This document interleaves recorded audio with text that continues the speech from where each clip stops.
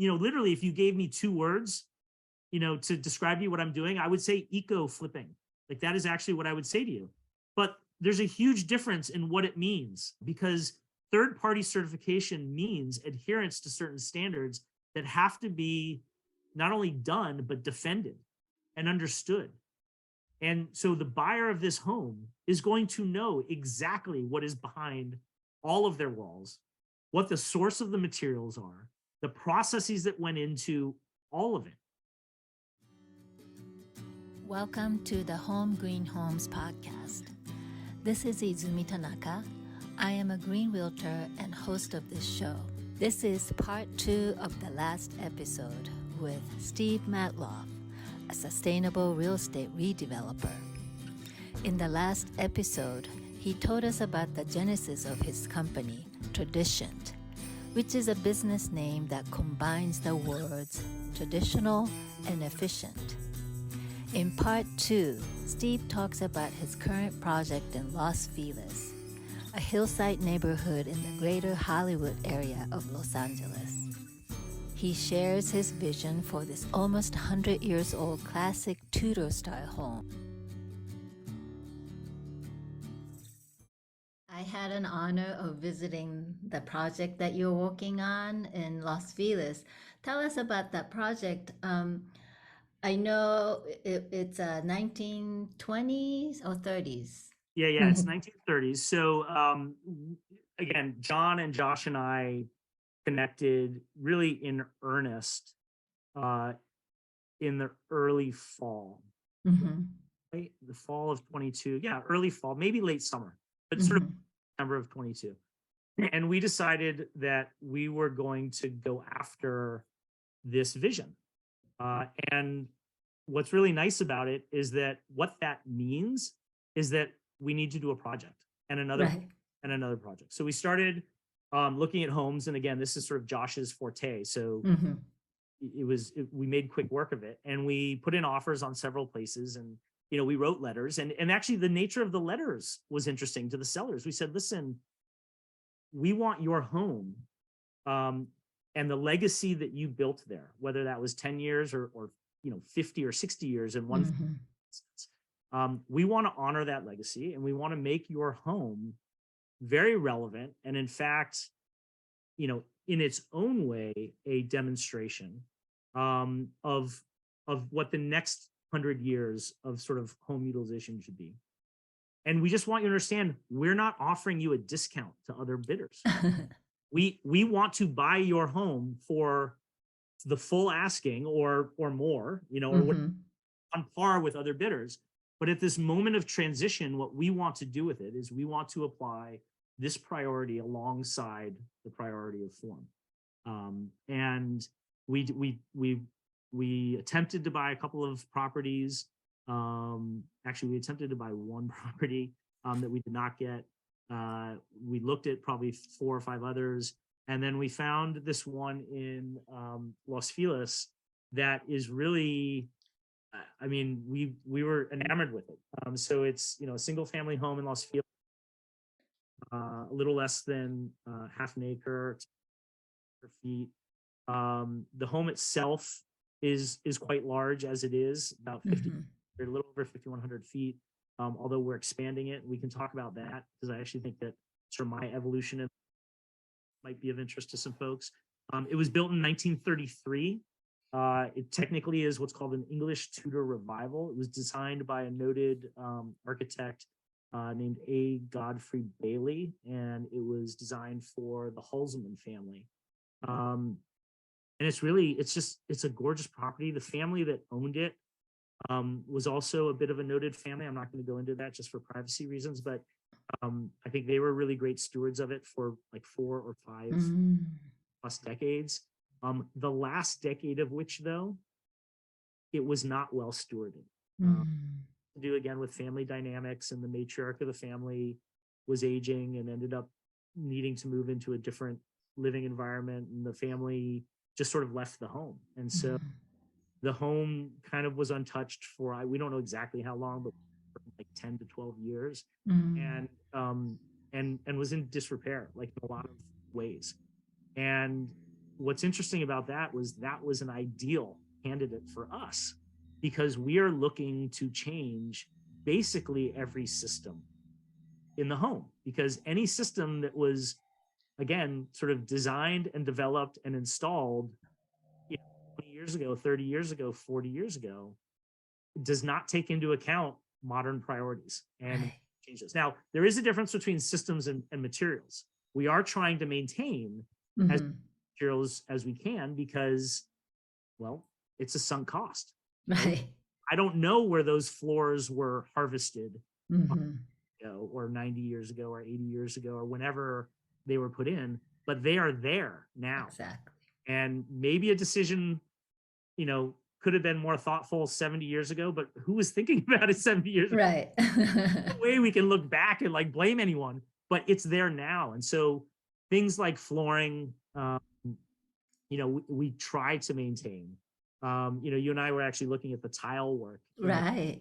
Really like special, but the problem is that it's tiling spaces that I'm always cautious with form and function, because I really want function tied to like operating, but Sure. form isn't usable in sort of a modern sense. And so almost certainly, all of our planning, we're 4 months into planning, and the intent is basically to reframe the entire second floor. I mean, I showed you Mm-hmm. of shocking that there are 4 corners to the house, and in 3 of the 4 corners are occupied by closets. Closets. Uh-huh. And what's interesting is that we also it's got a beautiful view up the hill, observatory, and a beautiful view down the hill to downtown. Well, what's interesting is that the Griffith Observatory was constructed in 1935, Mm-hmm. years after this home was constructed. So no one was thinking about looking up the Right. the park and the observatory. And downtown Los Angeles, Yeah. while it existed, did not exist in its current form with skyscrapers. That view Mm-hmm. did not exist Right. in 1933. And parameters have changed. And so reframing, the second floor so that the living spaces are in the corners and have the benefit, sunlight coming from 2 directions, and have views that didn't exist when the home was first Mm-hmm. developed. Those are all, critical elements. So the other thing is, and I'll talk for a moment, if it's okay, about sort of our plans, and especially Mm-hmm. Yes, size of it. absolutely. So with our home here that I'm in right now, we were very, very, very deliberate not to change the footprint at all. Mm-hmm. And that was very much a personal priority. Mm-hmm. That home is plenty big for any family. We're a family of 5. For a family of 5, maybe plus, a mother or a mother-in-law, like a generation to move in with us, or like, it's plenty big. And we were adamant, we are not changing the footprint. And I went into this new project with that mindset. And I think it's a fair mindset that, the world, the average, I don't know the exact number, so I don't want to like fool any of your, the average size, the size of the average American home has increased substantially. I think it's now Yes. 2,800 square feet. It was at one point like 1,900. I mean, things have increased, and absolutely, I understand. And in fact, I feel it in my own world that we live too big, right? And I constantly think, how do we live smaller? How do we live smaller? How do we live smaller?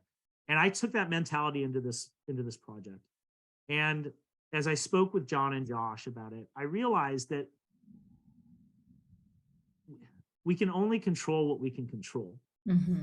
And the buyer of sort of I don't know what you'd call it, like a Hallmark trophy, like whatever, of a substantial property, is going to buy a substantial property regardless of what I do. Yes. Going to cause someone to want to downsize into 2,100 square foot when they're looking for a 7,000 square foot. Not going to happen. And in fact, I think that is a lot what's behind the success of companies like Tesla and Right. Rivian, and even like the big automakers. they're now providing what people want, just on a different format. Mm-hmm. So I came around to the idea that, you know what, there's going to be a buyer for almost a half an acre in Los Feliz with a big home that has things like spaces, a gym, or a viewing room, or, a yoga room. I mean, these are things that people are looking for.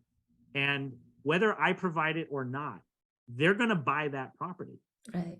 And so my thinking switched to what could happen if we could actually offer a 7,000 square foot home or even more to that buyer, who, by the way, has a carbon footprint that generally is average because of their capacity to spend and consume and use disposable income and whatnot. So generally speaking, like all consumption is not equally, divided, and their footprint is in fact larger. Say a lot of those people, especially because they have disposable income, are thoughtful about their consumption. Right. They're not necessarily willing to shrink it. They are very thoughtful about it. And we talk all the time about the irony of the consumer who both wants luxury, but they also want to save the environment.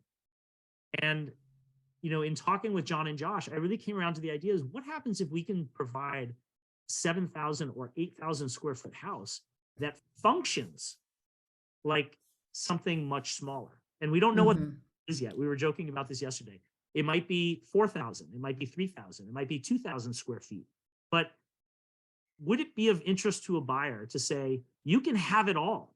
You can have the performance of, one of the greatest sports cars at a carbon footprint that is half the traditional amount, or a third, or 20%, or 60%. I don't know what the number is yet. And I said, you know what? That's actually that merits focus. Like that actually, people are gonna do what people are gonna do. Buyers are gonna buy what buyers want to buy. And if I can offer what they want to buy in something with a footprint significantly smaller, to me, that warrants attention and focus. Yeah, yeah. So now you are still in the planning process of this project, and you showed me some of the things that you're doing. But can you tell me a little bit about some of the challenges that you're running into? Yeah, absolutely. So, interestingly, a bunch of the challenges, and I know John was there yesterday, and Josh, both of my partners were there yesterday when you were there. And, John made a comment. And again, John is new to sort of the green. So a lot of what I've been doing is sort of providing direction and structure, and just knowing what my wife and I went through, and like pitfalls and sticking points, and some of them, it's hilarious, the conversations between us, because I say to them, this is going to be an issue that's going to be really hard to get, your arms around. And like, it's not that big of a deal. And then we get there and they're like, oh my God, this is so frustrating. Yes, I get it. And it took us as kind of, John and Jane Doe, like Matloff, like 4 months to like figure it out. And now we can figure it out literally in a couple of hours because I've been through it. Like that's the benefit of having sort of professionals who are experienced approaching this work, as opposed to expecting that kind of all of America is going to do it to their own properties. But John made the comment that from a design perspective, there's not that much that's that challenging that is function oriented. The design challenges are design challenges. They are challenges. And again, John is meticulous, very, very thoughtful about these. And he always joked, it's a Tudor revival. He always joked, he said, we cannot do a Tudor. There are too many like elements of a proper Tudor to maintain. And you look at like all the like half timbering and like, I get it.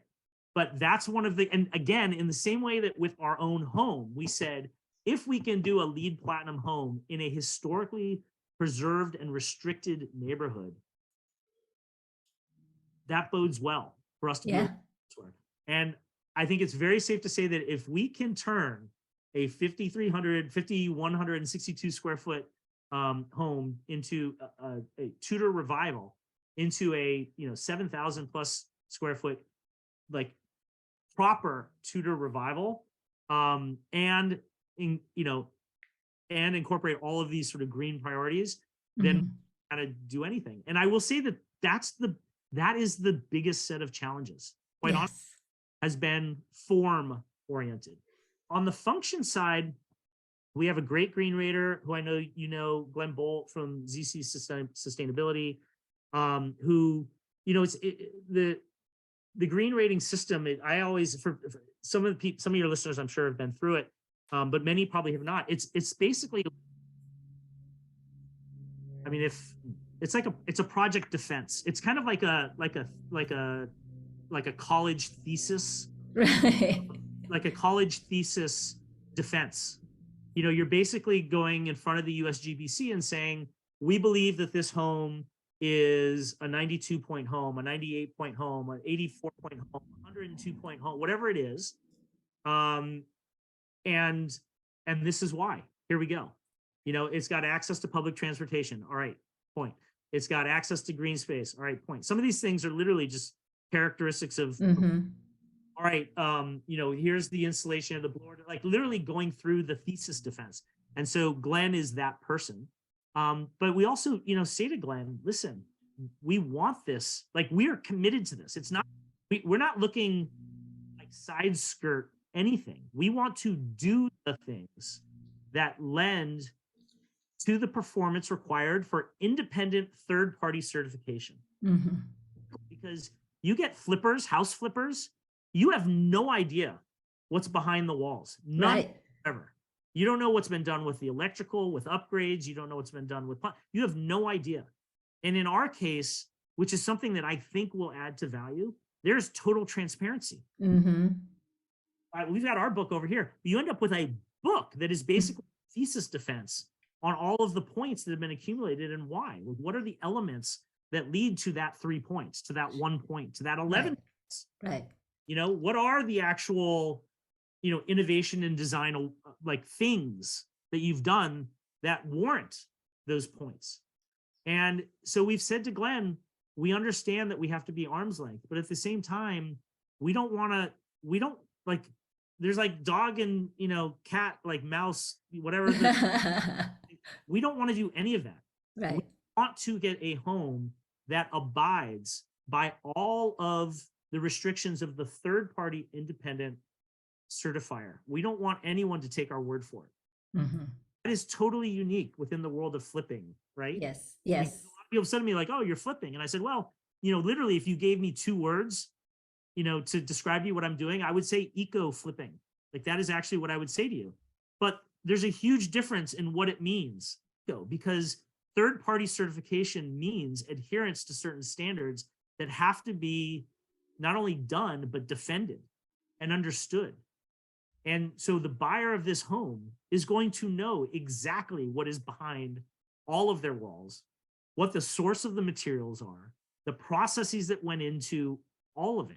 And, you know, I think that there are buyers out there who both want luxury and want to be environmentally friendly and would love to know that they actually are not greenwashed, but that like, here are the points that have been accumulated to get you to platinum.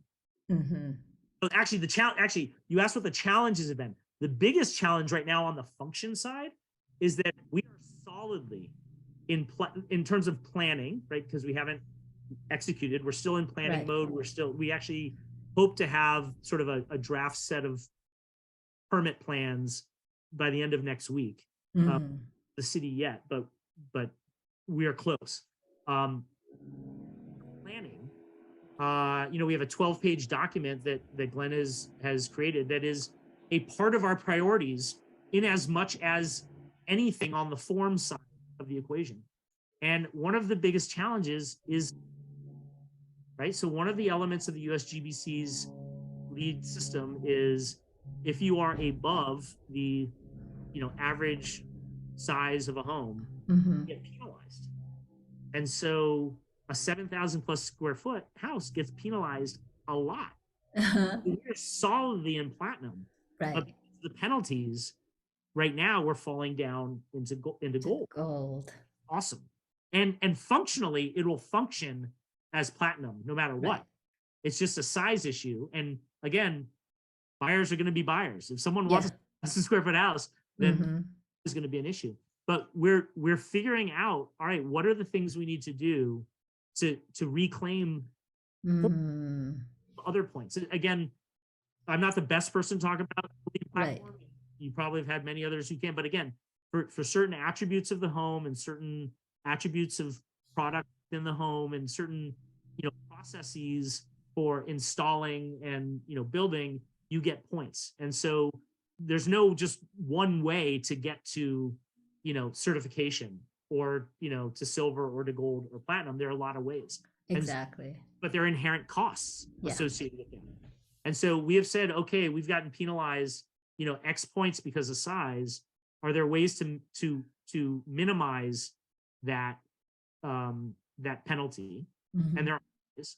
And then are there other points that we can prioritize getting, which affects the function of the house, that can bring us back up? And so that, I think, actually, that's the answer to your question about challenges. That challenge right now is, how do you deliver what someone is going to want in modern kind of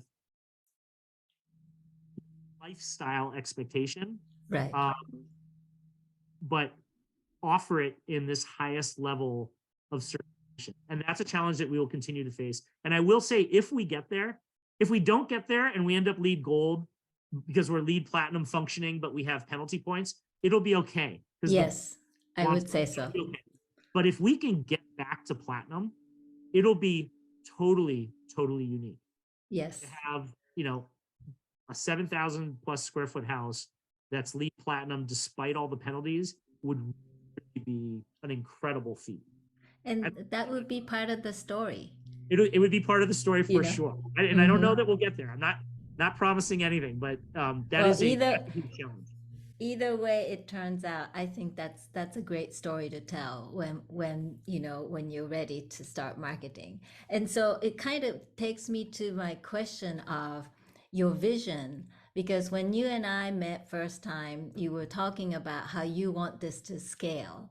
Yeah. And this particular project that you are undertaking right now, that's going to be definitely in the luxury or high-end market.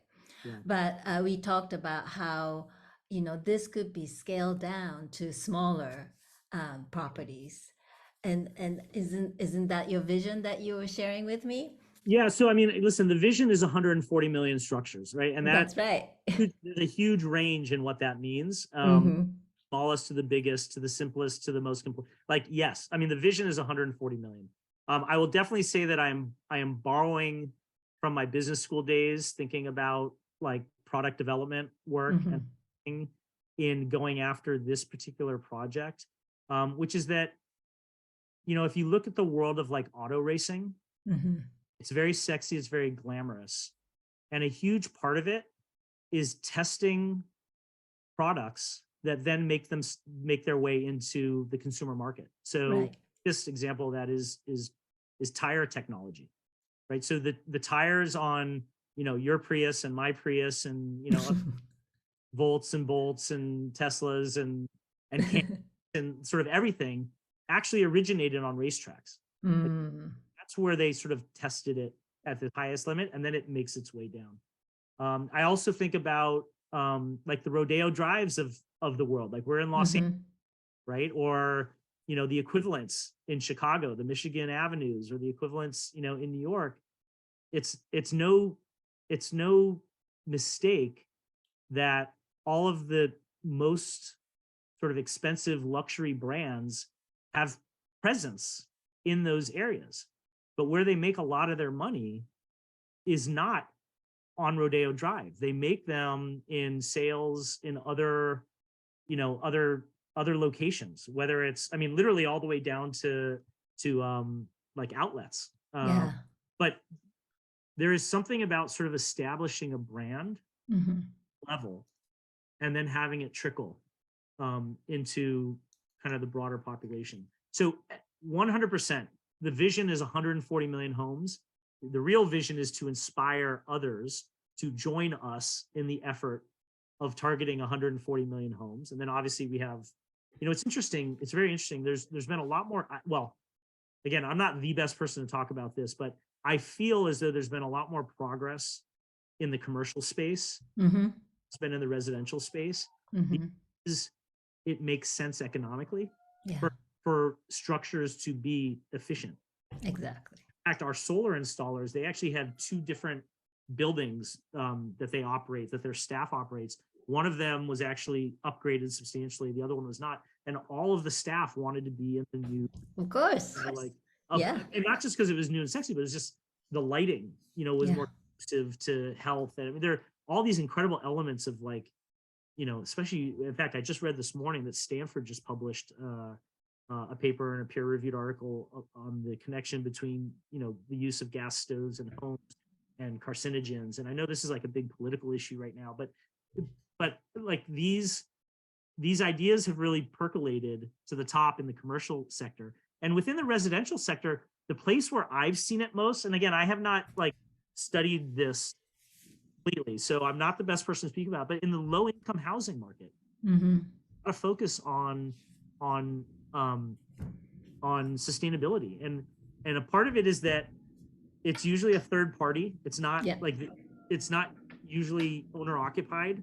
It's usually rented, and there's an owner, and there are incentives around this, but it also reduces operating costs, which in a low income environment is critical. I mean, if you don't have to pay $110 a month for electricity, and instead you only have to pay $20, right? What about the $1,600 and the $60? I mean, if you could pay 20 instead of 80, that's critical. So absolutely, the vision is 140 million, homes, and that's only in the US. I mean, I would love for this to be, worldwide. I mean, it's every structure. There's literally drive down the street, and all of those are our targets, not necessarily for us to do, but to inspire us and others like us. And so we're starting with a really big, trophy. I don't want to call it a trophy property, but something that really makes a huge splash. Who our buyer will be, eventually. Obviously, I don't know, sometimes you hope that it'll be someone who is really, really committed to the environment in a very public way, maybe has a very public persona, and wants to buy a tradition home, as sort of our first, owner. I hope. But listen, it may not be. It may be someone who has the capacity and has the commitment, and has the commitment quietly and wants privacy. And obviously, that's okay too. Buyers are going to be who buyers are going to be, right? I mean, that's another major mantra. But absolutely, the vision is the entire market. This is literally I guess technically this is our second project, or this is my second project, because our home is our first project, and I am not a big, public persona, but we do share this space publicly quite a bit. There's actually a great LA Times article about our home and our family, and specifically focused on the our landscaping and management of stormwater and gray water utilization and whatnot from last, I think, September it appeared online, and then October it appeared in print in the LA Times. But the goal is absolutely, there is no project that we don't want to take on, because the entire built environment needs to be redeveloped. And I will say also, though, that there are some projects that I think lend themselves to this better. They all get there, but I don't it's a struggle, because if you have a roof, I mean, for instance, actually this project that we're doing, there's part of the roof was redone 9 years ago. I mean, it is an existing sunk cost. It may not be, I showed you a piece of tile from our own roof, and it's, made from post-consumer waste, not entirely, but a huge portion of. It is recyclable, so it has cradle to grave sort of responsibility. It's a great product. It's reflective. It's light in color, so it's reflective. All these things are great. But what the roof on this house has going for it that this other roof product doesn't, is that it's there, right? And if we take it off, then it's waste. Yes. And it's something that I struggle with a lot because that's just a roof. Take that into the systems. Let's say Mm-hmm. HVAC system that was installed, 15 years ago. And it's, I don't know what, like 13 SEER, Mm. and by comparison, here in our home, our sort of collective heating and cooling is 22 SEER. Wow. So it's like, I mean, we've been told that like our installation is just commercial grade. Like they Mm. seen it in residential installations. Um, but like that 16 SEER unit, 13 years, it's a lot better than something that, was 20 years before. And so Exactly. I kind of want to go after the older ones first. Mm. Won't go after newer Sure. ones. But, I don't, retiring things before their useful life is always difficult because Exactly. Yeah. you don't want to waste, Mm-hmm. but sometimes they are wasteful. Right. But comparatively speaking, if I can get, an HVAC unit out or refrigeration out of a home and it's 40 years old versus one that's 15 years old, I'd rather take the 40 years, Sure. it and upgrade and retrofit that one first. But we're just gonna have to see. I mean, again, the nice thing is that there are natural transition points. Mm-hmm. People come and people go. People want to inhabit spaces, people want to sell. And that is the moment of opportunity. It's not when my family and I are all living here and on a Saturday we've got, workers all around ripping up, drywall so that they can put in proper insulation. It's when the natural transition point hits, someone who knows what they're doing and has experience with it takes control. They make decisions in 40 minutes and not 4 months. And the beautiful thing is that at the end of it, a buyer gets to finance all of it as part of a traditional mortgage. Mm-hmm. It's not a $70,000 solar array or 100,000 or 30,000. It's not, all the cost of removing, either drywall or stucco and putting in, insulation and changing all the windows, like all of those expenses, but they are expensive, period. Like Yeah. doing is expensive. Mm-hmm. If it's done and then offered to the market, then the whole thing just naturally is financed Right. for whatever period the buyer Yes. with. And that in and of itself is a totally different approach to the Mm-hmm. process of redevelopment than expecting people to do it to their own structures. That's so true.